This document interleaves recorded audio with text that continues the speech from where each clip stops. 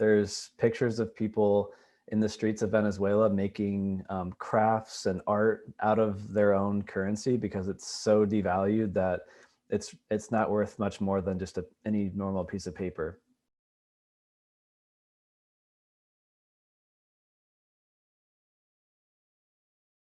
Hi, this is Steffi and welcome to the FinancialFox, investing and innovation ideas with a twist. Today we are going to talk about DeFi or decentralized finance, and it's going to be a very interesting episode. So first of all, access to financial services has been a major problem till the advent of Bitcoin, which has empowered people to access money anywhere without any restriction. So today, DeFi or decentralized finance is building a complete new, open, trusted financial system that anyone in the world can access without any discrimination. So this is the future, and we know it, we love it, we are making it. Now, many of you maybe are familiar with the concept of DeFi in the Ethereum ecosystem, but this isn't all, because great progress has been made on other chains. And for instance, Polkadot has been doing something really interesting. And today we are going to dive into it with Dan Reecer, VP Growth of Acala and Karura Network. Hi, Dan, how are you? Good. How are you? I'm fine. And listen, it's great to have you on the show to talk about DeFi. Thanks for having me. Yeah, so maybe let's start a little bit explaining the concept of DeFi and how big the market is. I know that many people watching maybe know what DeFi is. I mean, it's now a word that's become a buzzword, and it's a big concept. But I think it's important to stress on the size of the market that has been growing so much. Since if we think about last year to today, I mean, it's massive how big it is. Yeah.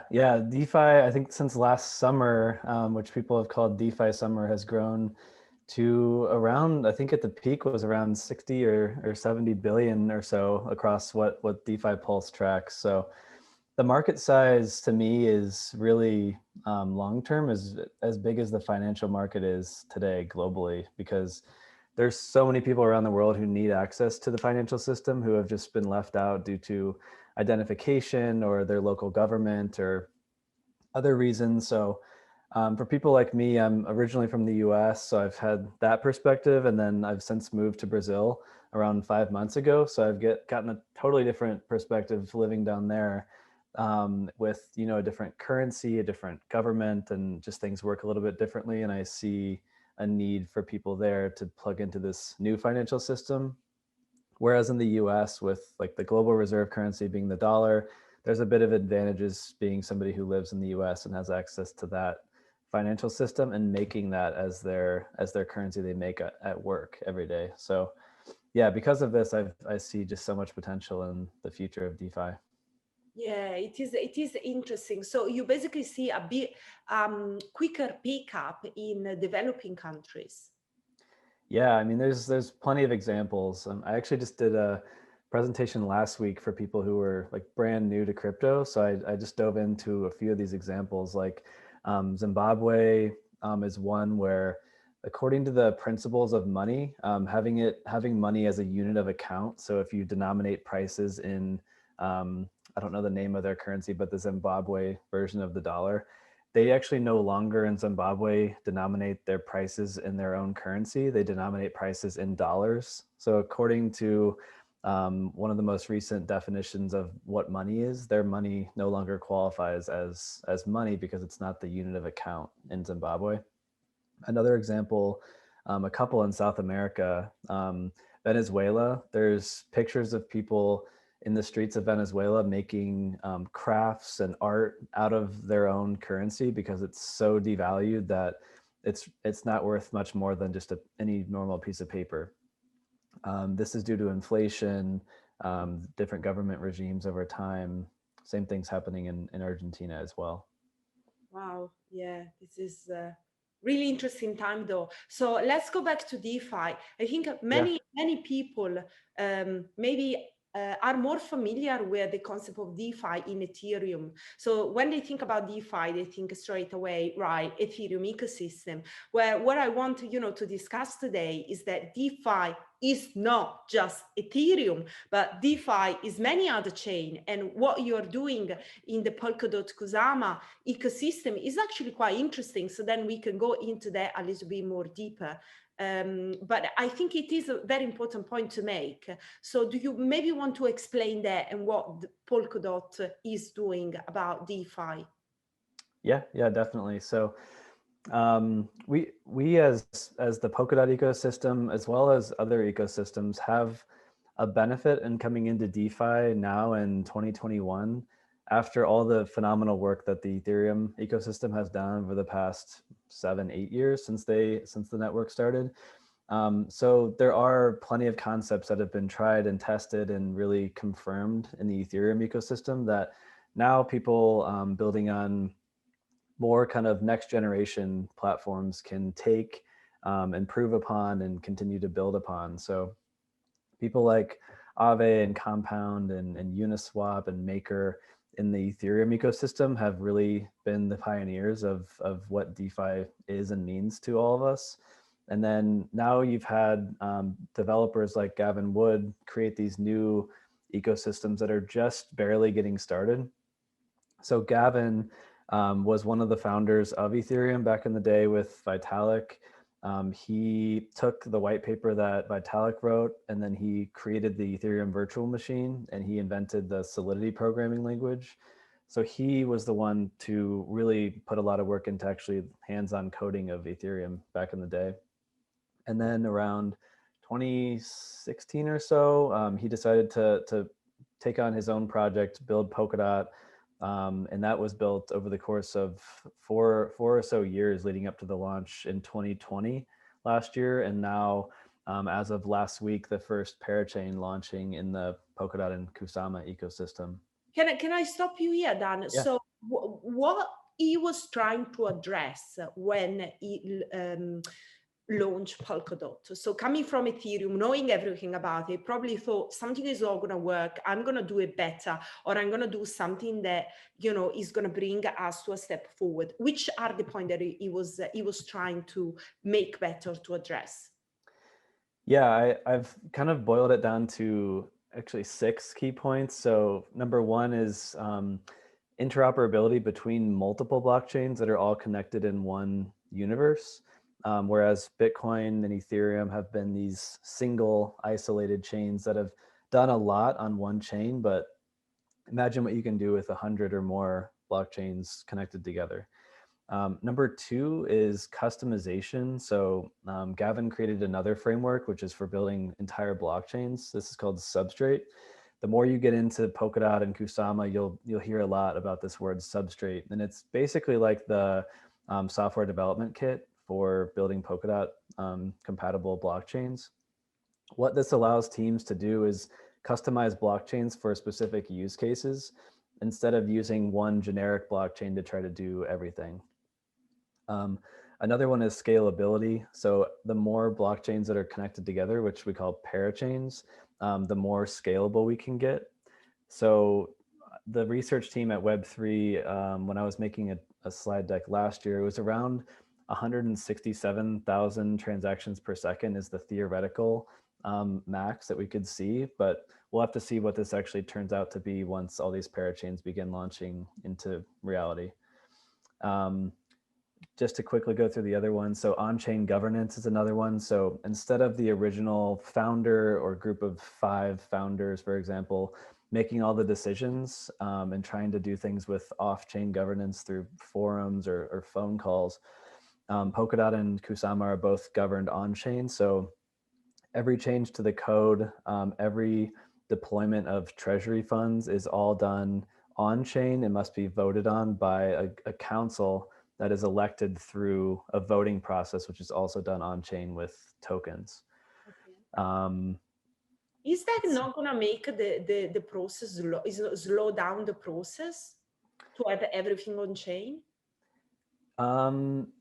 You could argue that it could speed it up because the thing is, there's a time frame on these proposals. So On Polkadot, you have, once something is proposed and put on chain to a vote, there's a 28-day period where it needs to be voted on and enacted and kind of implemented within that time frame. If you think about traditional governance or governments in kind of the traditional world, things can just be talked about for months and months. So this could actually speed things up if I don't know Sure. if you think about it. Yeah, yeah, I agree. I agree. At least you have got a timeline that you have, to get an answer or a solution by then. Okay. Yep. Another thing, I know there's two more. So the fifth one is self-upgradability. So everyone has heard this concept of hard forks. You've had the Bitcoin Cash hard fork, Ethereum hard fork a while ago.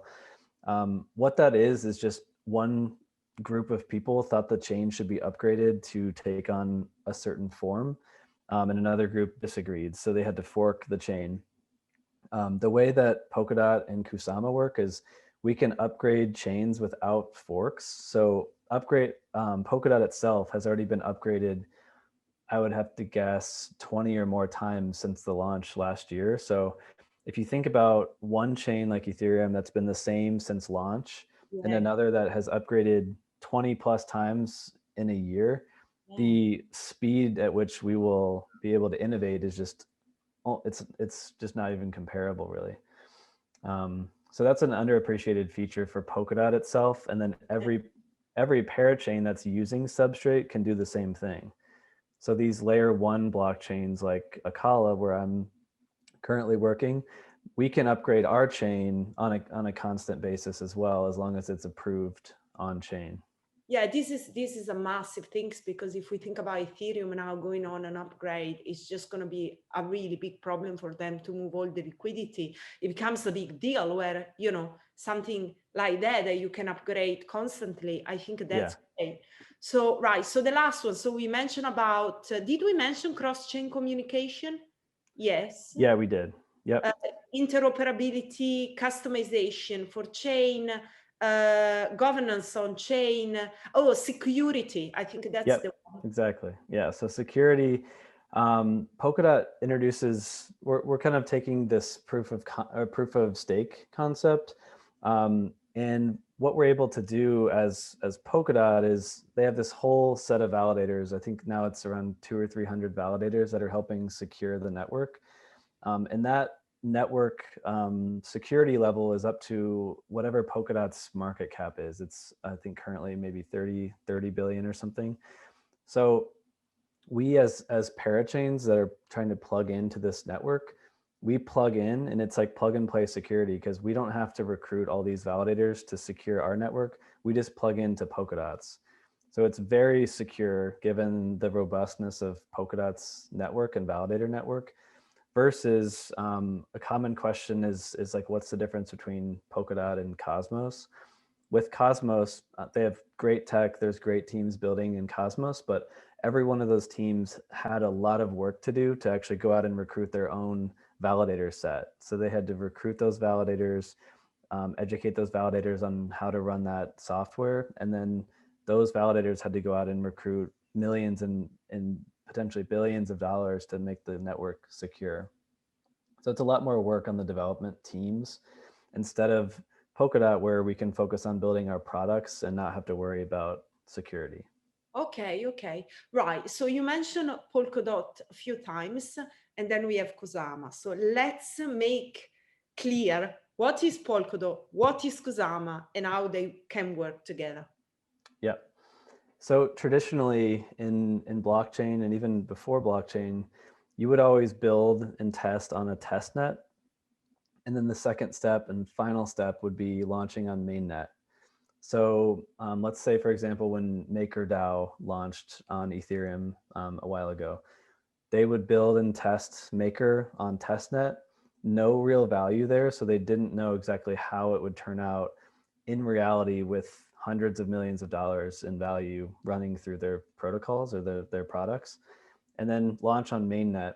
It's kind of like a hope for the best situation where you think you've tested everything on testnet, but you never fully know until it's on the mainnet, so on Ethereum in their case. What Gavin did, and I think part of this is probably just from his learning through the Ethereum experience, is he created a step 2 in between the 2 steps that I just mentioned. So testnet, Polkadot being the kind of mainnet, the end goal. He introduced this middle ground of this kind of innovation network or experimental network called Kusama. So now anything that ever launches on Polkadot will go through 3 steps. It'll go step 1, testnet, step 2, Kusama. So any new feature, any new product that will eventually launch on Polkadot will launch on Kusama after testnet. So Kusama now is, I believe, a top 30 or so token in market cap. So 3 billion, 4 billion or so in value. So if something launches on Kusama, it's very real.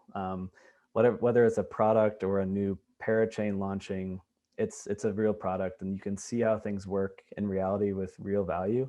And it's more than an incubator.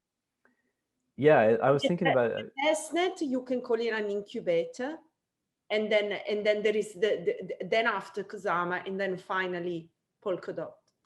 Yeah, it's like a lab or like a experimental ground, but it's real value. There's real dollars or whatever currency flowing through this. So you can actually see how things perform in the real world. And then when things are ready to move to Polkadot, they will then launch on Polkadot. And the idea there is that by the time anything ever makes it to Polkadot, it should be nearly perfect because we've already seen it on testnet. We've already seen it on Kusama and then Polkadot. And basically any project goes through these 3 steps. It's not something that can get stuck on Kusama and stay on Kusama. So Kusama is still an ecosystem that eventually things there will move into Polkadot. Is a middle, is a stage, is not an arrival. Not exactly. So there's a few paths that you can take as a team. So there's I guess 2 categories here. There's like product features, like Polkadot features. So let's say Polkadot introduced like a new way of doing governance, for example. They wanted to shorten governance from 28 days to 15 days. They could try that out as a feature on Kusama and then implement that on Polkadot. That's like a Polkadot or even like parity Web3 Foundation, Gavin Wood type of a thing. The other category is like blockchain teams or parachain teams like Acala. There's a few options. So there's actually 3 options. First, which is actually beginning to be the most common, is to launch on both and remain on both. So we as Acala, we just launched our Kusama-based implementation called Karura on Kusama. And then in about, in the coming months, we're not exactly sure when, Acala will then launch on Polkadot. We will actually be operating both of these networks in parallel, just like Parity and Web3 Foundation are running Kusama and Polkadot in parallel. Neither of them are going away. They're both kind of staying.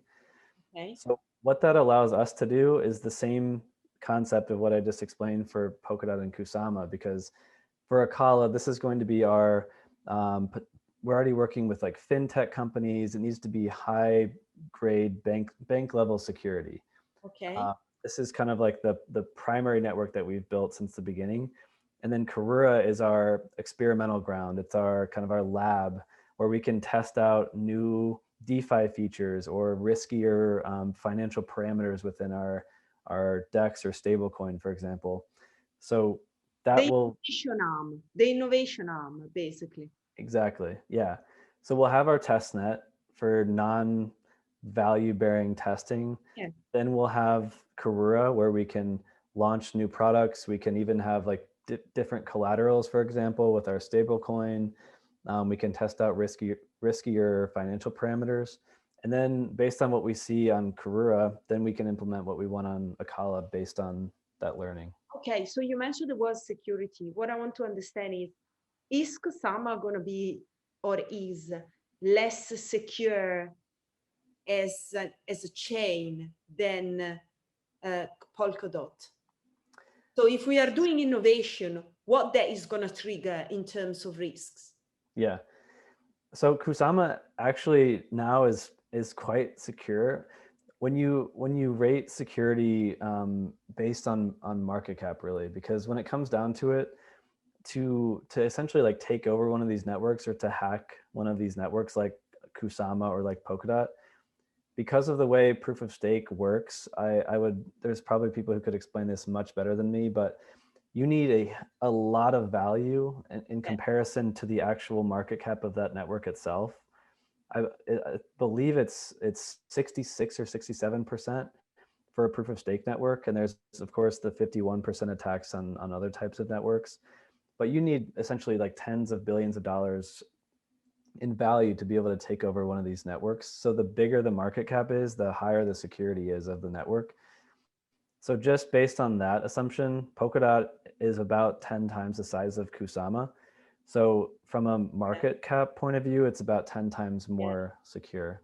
Okay, that's very interesting. Now, proof of stake and proof of work security. Do you want to spend maybe a few words on that, and then we can go more into Acala and Karura?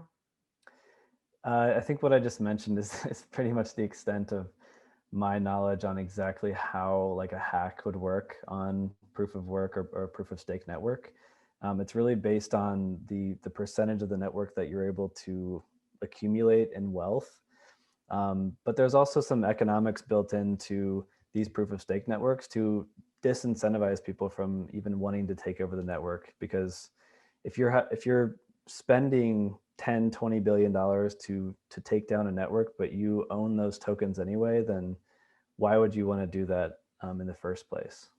Yeah, okay, fine. So let's just move to Acala and Karura, which I understand Karura is launched now. And yeah, what I would like maybe you to do is to break down what are the DeFi application that Acala and Karura are offering, if they are similar, and then maybe in the Karura, which is on Kusama, what is new, what is experimenting there that, you know, that perhaps you're going to take into Acala. Yep. Yeah. So Karura just launched our actual blockchain last week. After this, I can maybe get into details around like what a parachain slot auction is and a crowd loan. That's basically how you launch on one of these networks. So we just won the first ever parachain slot auction last week on Kusama, which allows us to basically gain a slot on the network and launch our chain. Now what we're doing is we're getting into the process of actually launching our DeFi products that we've built. So first being the Karura DEX. So we'll have an automated market maker DEX similar to Uniswap. On Karura. We'll have a multi-collateral stablecoin, so backed by things like Kusama, KAR, the native token of Karura itself, and Bitcoin and Ethereum. So that will be launching second, and then liquid staking. So this is a fairly new concept in DeFi. There's a few products that have done it, I believe, in the Ethereum ecosystem.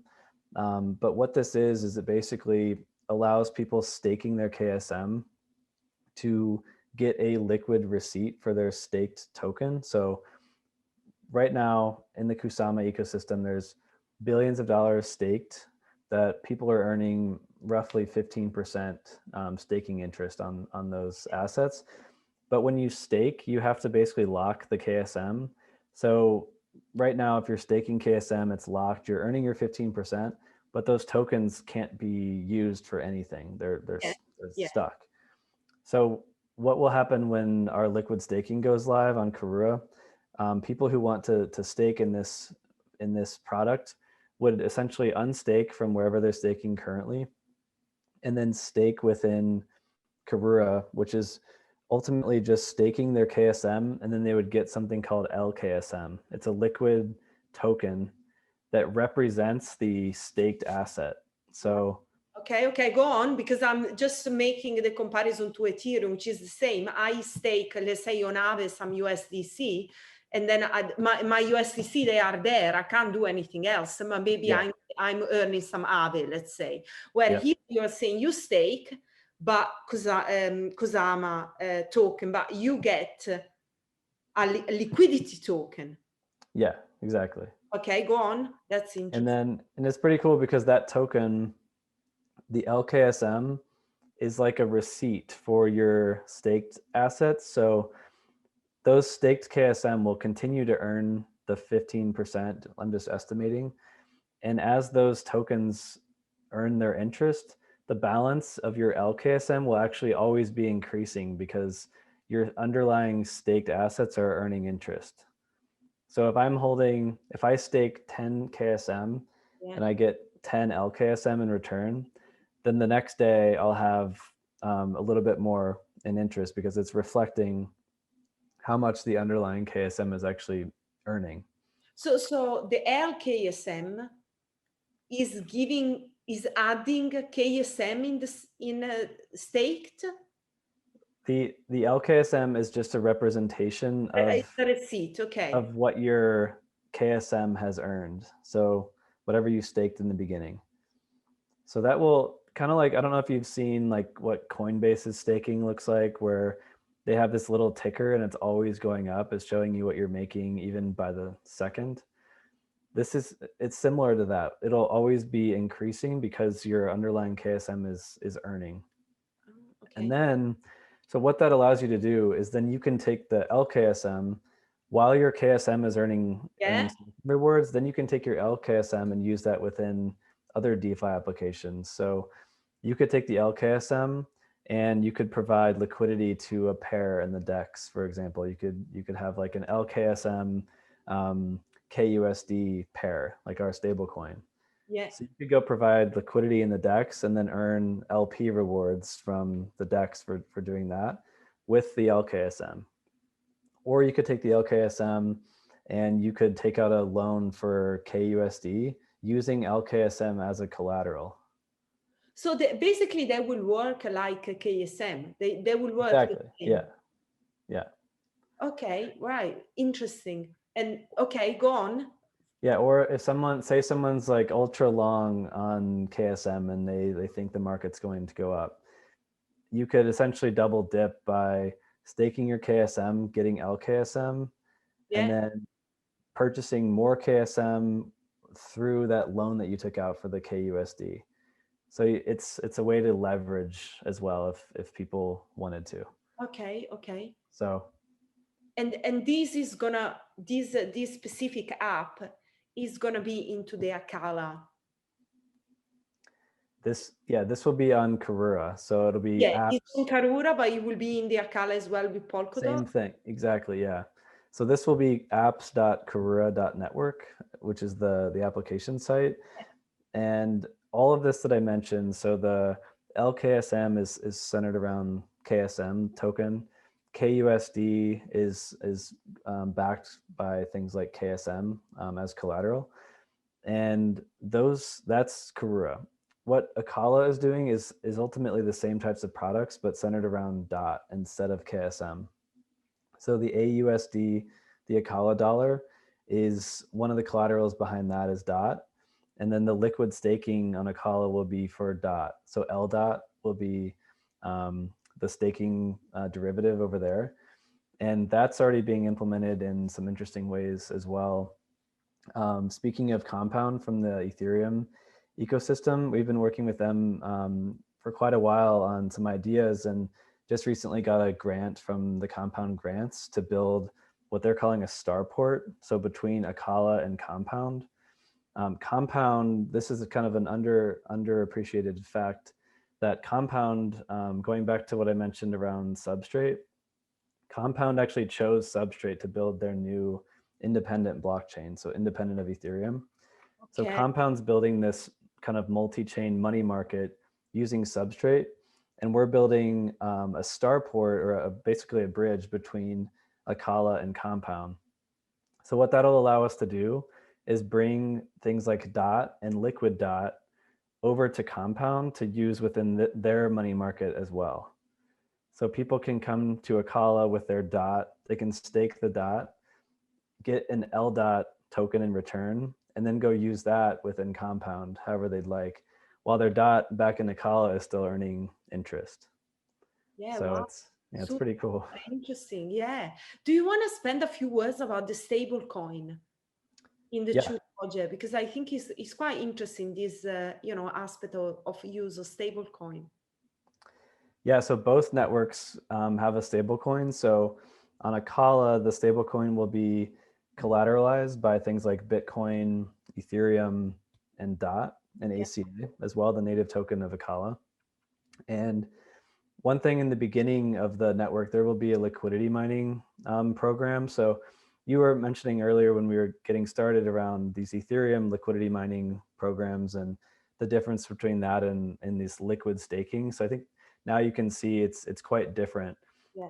On Acala, we'll actually have both. So we'll have the liquid staking for people to get liquidity on their staked dot, but we'll also have a liquidity mining program to help us bootstrap these products, because it's hard to imagine, but USDC now is at billions of dollars in liquidity and issuance within the market, but they, like all of us, started at zero. There, you have to somehow incentivize people to be issuing and taking out loans for this stablecoin. So when people in the beginning, when people are coming in and they bring over wrapped Bitcoin through the bridge, or they bring over ETH, we will be incentivizing people with ACA to incentivize them to actually provide collateral into the stablecoin and issue AUSD with that. Okay, so it will be like a farm for the bridge. Yeah, exactly. Okay, yeah, okay, fine. So so we said that Karura is launched now on Kusama. Uh, how long, or what's next? What's gonna happen next? Do you have like a time frame where you are gonna test a few things, and then what is gonna happen next? Because Karura will stay on Kusama. Yep. And Yeah, because then you have Acala, so you wouldn't. Yeah, this is the biggest question right now. Is everyone's asking, like, okay, now when's the DEX launching? When are the tokens being distributed? Things like that. So we're following the same approach that Polkadot and Kusama followed, which I really believe is a good idea in this industry, because it's impossible to predict development and technical timelines. So we've provided a very in-depth roadmap that I can maybe send you if you want to add it to the notes in this show. But we have a roadmap that we've done in Notion, and we're checking off everything as we go. So we're able to give, like, here are all the next steps, here's where we are currently, but we can't give exact timelines. But all I'll say is we're doing it as quickly as possible, and it's really a matter of days and weeks more than months. Okay. For Karura's rollout. The next major thing to come, besides all of the Karura product launches, is the first parachain slot auction on Polkadot. So as Acala, just like we did with Karura, we need to win an auction against other teams just like us to win the first slot on Polkadot. You need to explain me that. I think Yeah. we need to explain why is that, because I never seen something like you need to win an auction. I know, it's crazy. Launch the project looks a bit wow. Yeah. So that's what's coming up for Acala on Polkadot, and I can explain that now. So I guess also going back to Gavin and his Ethereum experience, one of the things that I think anyone involved with Ethereum in the earlier days probably wishes wouldn't have happened is there were so many scams that happened because it was so easy to launch a token on Ethereum. So it was almost impossible to stop. You had this open platform, and then you just had like people writing white papers and building websites and raising 50 million and potentially running away with the money. What this new model really enables in the Polkadot ecosystem is all these teams like us. We've been working on Acala for 2-3+ years, and we are actually forced now through this system to actually gather a lot of support and win an auction. So there's a lot of skin in the game. There's a lot of work required. You can't just come in and scam people because it's just not possible given this whole system and process that I'll explain in a second. So what happens in this process is all of these teams are basically forced to bid in an open auction, and you have two ways to bid as a team. You can bid with a single account. So if you as a team have a lot of DOT, which is required for the auction, our team could just bid our own DOT and try to win the auction with that. I've compared it sometimes to just like a home auction. Imagine going to an auction to try to win a house, and you of course just have whatever is in your bank account. That's the maximum you can write on a check for that auction. That's option number one for these parachain slot auctions. Option two, going back to the house example, imagine if you could crowdsource money to help you with that bid. So that's crowd loan concept. Yeah. So you want to win this bid, and you can involve 1,000 people and give them some kind of incentive for helping you in that home auction. Same thing goes for these Polkadot auctions, which is called a crowd loan that you just mentioned. So we wanted to involve our community for several reasons. And this allows people to help contribute DOT to basically back our bid in the auction. And then what we do as a team to incentivize that and to reward people for their support is we would then be able to promise X amount of ACA, our native token, for every DOT that is contributed in that crowd loan. As soon as we win the auction, then let's say, for example, we said it was 10 ACA or 5 ACA for every one DOT, we would then distribute that as soon as we win the auction. And a big thing to keep in mind on this whole process is that all of the DOT contributed to these crowd loans will be returned in full to every contributor. So is like a bond basically, but with the higher yield, they're not just and that's why they called it a crowd loan, because it's literally a loan. The only thing you as a user give up is that you have to unstake your DOT in order to contribute that. So you give up the staking returns over the course of that, what's probably going to be 2 years. Can you stake a liquidity DOT? Can you give let's go back to what you said to me before. I'm doing a liquidity DOT and then I get the L DOT. Yeah. Can I stake the L DOT or no? Or has to be the DOT? This is kind of what I meant when I was saying like double dipping. So you could actually stake the DOT, get L DOT, and then you could take a loan out for or even go straight to the DEX. You could swap L DOT for DOT. Yeah, and stake more of that DOT. Yeah, but you're basically like 2x longing your DOT. So basically, to take part in the crowd loan, I will need the DOT, not the L DOT, but I can exchange you on the DEX. Is that correct? You could, yeah. Another thing that we're actually building is staking. So this is something else coming. We're building like a parachain or like a crowd loan or a parachain auction derivative. So right now, when you contribute DOT to a crowd loan, that is also locked.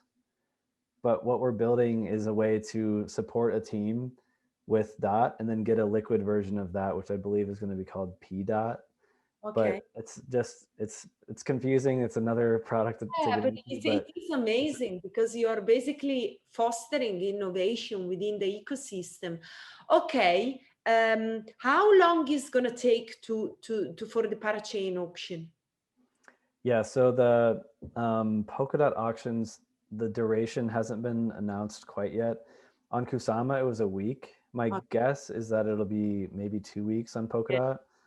And it's actually pretty interesting the way it works. There's let's just go back to Kusama because this is already live and we know exactly how it worked. So there was a 7-day auction. The first 2 days is called an opening period. So nothing in that time really matters when it comes down to the actual result. But then there's this 5-day period. So days 3 through 7 are what's called the ending period. And at any moment, the winner could actually be chosen, but you don't know that until the end of day 7. Okay. So if imagine there's like a back and forth between teams, you've got one team that's winning the bid, and then on day 4, the other team starts winning, and then on day 5, the other team's winning. It basically becomes like a probability where if one team is winning half of the points in time or the blocks during days 3 through 7, and the other team's winning half, the Kusama code actually randomly generates a point in time during that ending period, and whoever had the highest bid at that point wins the auction. Okay. Okay. In our case, Karura had the highest bid the entire auction, so we Okay. had 100% probability of winning Yeah. Yeah. when it came to day 7. Who are gonna be the competitors in this parachain auction? Yeah, we'll just have to see. I think it's probably going to be pretty similar on Polkadot than it has been on Kusama. So just like I was mentioning how we're running like Karura and Acala in parallel, there's several other teams. So Moonbeam is a Polkadot project. Ah, Their Kusama implementation is called Moon River. They just won the second auction on Kusama today. oh, So that's launching, and then they'll also be going for a slot on Polkadot to run those two networks in parallel. You've also got a team called Plasm out of Japan. They're probably going to win the third auction right now with their network called Shiden. yeah. They actually just rebranded to a star, I believe. Can a project from Ethereum get get into this auction in a way or another? An Or it's Ethereum project? only for a Polkadot based project, Polkadot or Kusama based project? Yeah. So yes. So right now, every Ethereum project is only an application. They're not a blockchain. Yeah, That's the biggest difference, is that they're all built on Ethereum. Like a blockchain like Acala or Moonbeam, we're layer 1 blockchain. So Acala and Moonbeam are the equivalent to Ethereum and Solana. These are okay, all entire like blockchain platforms. So one example, to go back to the compound example, so they're building an entire blockchain using Substrate. They are actually choosing to not connect to Polkadot. They're going to be recruiting their own validators to run that network, yeah, but they could have gone to Polkadot. So if okay, they wanted to build compound chain and go to Polkadot to get the security of Polkadot, they could go and try to win an auction on Polkadot. So the answer is any Ethereum team would have to build their own chain before winning an auction. Otherwise, what you have is teams like Ampleforth and building with us. You've got teams like SushiSwap building with Moonbeam. They're building on top of Acala and on top of Moonbeam. They're not building their own blockchain. So they're going to be having like multi-chain deployments. So they'll have an Ethereum deployment and an Acala deployment for okay. Ampleforth, just like you see now with, like, for example, Aave being on Ethereum and on Polygon. Polygon, Multiple exactly. Okay. deployments. Yeah. So basically, a DeFi project on Ethereum could just build some project on Acala, and Yep. that way you will be able to win a parachain. No, really, because They it's don't need to. no, because They, you have already your application on Acala. Okay, how yeah. the integration can look like? How that is going to be? Um, how Acala is going to deploy application on another chain? Yeah, it's a great question. So we on Acala, we've built our own layer 1 blockchain, and we've also built applications on our chain. So it's already live, apps.acala.network. You can go and actually use the test net, Yeah, and there's testnet tokens at the top. It's actually pretty cool to go in and try it out. Um, this is an example of an application we've built. We also have we custom built what we're calling the Acala EVM. So we have an EVM environment that our CTO calls it 99% Ethereum compatible. It's not 100, because we are actually optimizing more for substrate than inheriting all the existing challenges of Solidity and Ethereum. So the main differences are that we go through, if you're using REVM, the application will use the Polkadot extension called Polkadot JS instead of using MetaMask that Ethereum projects might be used to. But it comes with some benefits of being able to customize. So when we say that Acala is optimized for DeFi, a couple examples of that is we could customize even the way that token gas fees are paid at the chain level. So we've got this feature called bring your own gas. So if you come from Ethereum and say you wrap Ethereum and you send that to your Polkadot wallet and you're ready to use it within Acala, this is your first day ever using Acala. You now only have Ethereum or ETH in your wallet. You don't have ACA, the native token of Acala. You probably don't even know what it is if you're brand new. So unlike Ethereum, where you actually have to go out and find ETH, buy ETH, and like send it to your wallet to be able to pay a gas fee, we're allowing, and we've customized the chain to allow anyone to pay fees in any token. So the way that actually works is, that's pretty yeah, cool. it's a huge Yeah. time saver and just a benefit to users because they don't have to go worry about that. So Okay, so any kind of token that you have in the wallet, you can actually use it to pay for gas. yeah, and it's actually done on the back end. So it's sent without the user needing to know. It's sent to our DEX and swapped for ACA automatically Okay. because ACA is required to pay the fee, but we don't make the user do that. So we actually take care of that for the user themselves, and all that's done open and on chain if people wanted to actually go dig into it. Okay, that's so cool. So let's just spend a few words about the wallet because obviously we can't use MetaMask. Yeah. You have Polkadot has got his own wallet. What are the difference from MetaMask and what are the new feature? Just give an overview of the wallet. I think it's important Yeah. just to wrap things up. Yeah. So this is called Polkadot.js. I believe the website is polkadot.js.org. And there's a button there to download the extension. So the web-based wallet interacts with the extension, and the main, like the send and receive functions within the wallet are all done within the browser. And then the wallet is just used to interact with applications. So when you're using Acala, it'll pop down your extension, and that's where you can choose like which account you want to use and so on. What I will say is that we're still looking to improve the UI and UX of Polkadot.js. I know there's a couple teams in the ecosystem building other alternative wallets. And I would say as a user, it's definitely not to the point of MetaMask usability. But it's also a sign of just how early we are in the Polkadot ecosystem. Because the thing is, there are so many accounts. It's not actually account, it's different wallet that you have to choose based on what you are doing. And it's important that you stick to that, isn't it? You can't just mix it up.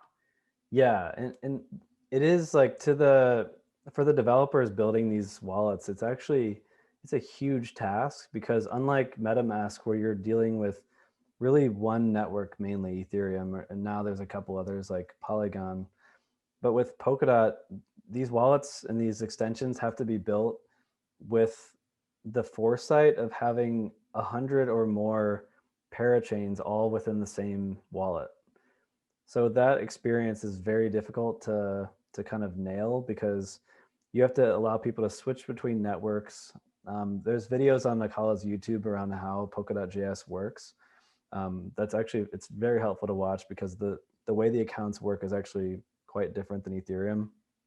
But yeah, anyway, as of now, Polkadot.js is the main extension, main wallet that interacts with anything on Polkadot or Kusama. Okay, and is in development as well, so that's great, and I'm sure that user experience will improve a lot. So Yep. just another question about scalability. We mentioned about bringing your own gas. How expensive is to do transaction on Polkadot compare, for instance, on the problem that we are seeing on Ethereum, and then obviously Polygon is bringing some kind of solution? Yeah. we're going to have to see what it's like in reality. The gas fees will not even be comparable to Ethereum. Gas fees are going to be very low. I would guess below 50 cents, even 20 cents. We as Acala and Karura can also customize these gas fees. In an ideal world, we would actually make fees zero, but in order to prevent spam transactions and network congestion just through spammers, we have to have some kind of a gas fee. So we'll have to see what it is in reality. But if I were to guess, for a simple transaction, definitely sub 50, maybe 20 cents. And then as you get more and more complex, transactions can be a little bit more expensive, but still not anything like we've seen on Ethereum. Some example of that, and this actually might help paint the picture of what Polkadot could look like in the future. We will have all these parachains connected together, and we can do multi-chain transactions all in one. So an example of that would be, you could be on like the Bitcoin bridge, for example, and issue and mint Bitcoin from the bridge, and then have in a single click, this could be coded in the future to where you send the Bitcoin through Fala network or through Manta network for privacy. You could do a transaction there, get like a private version of Bitcoin and send that to Acala. And then in one click, you have private BTC in your Acala wallet ready to use within Acala. But a transaction like that, if you actually broke it down, would use the Bitcoin bridge, it would use Manta or Fala network, then it would have a transaction to get into Acala. So it's a multi-chain transaction. It's a little bit more complex. So something like that will cost more in transaction fees than on a single chain, like a simple swap or something on our DEX. But we'll just have to see what it looks like in reality. Okay, I think it's awesome. So many things and great innovation. And yeah, so do you want to maybe to tell where people can go and find you if they have got any question? And then I understand Acala is actually on testnet, so actually people can go there. I'm going to do that myself and try out. You can actually try out all the application without, using a real token. You could just use a demo token. Yep. So the link that you just mentioned is at apps.acala.network. And at the very top, there's a blue link that says get testnet tokens. That'll take you to I think a guide, and then that'll take you through our Discord, and it's pretty easy to get testnet tokens to test that out. The other two places, so if you go to Twitter, go to Acala Network or Karura Network, and that's spelled Karura Network. Both of those Twitter pages are kind of where one of our main communication channels. And there's a link tree link on both of those Twitters that has basically every other link that you could need to get deep into the communications and the ecosystems. My Twitter is Dan Reecer _ if you want to follow me. And yeah, there's just plenty of ways to get involved, and looking forward to getting both of these networks launched and in the hands of everyone. Yeah, awesome. Dan, thank you so much for coming on the show. It was great. Just so many great information, and yeah, I'm sure it's going to be very exciting. Awesome. Yeah, thanks for having me. I appreciate it. Right, that was a super interesting interview with Dan. I asked so many questions, just to understand the space, and also how Polkadot is different from Ethereum and how they are driving innovation in the ecosystem. I was just amazed about what I've learned today, and I hope you're going to enjoy the interview as well. Now, if you're not subscribed to our YouTube channel, click the subscribe button, and also subscribe to our podcast as well. Follow us on social media to stay up to date with our news and interviews. And if you have any question or something is not clear, please send us an email, send me a message, and I will do my best to get back to you with the answer. I will see you next time.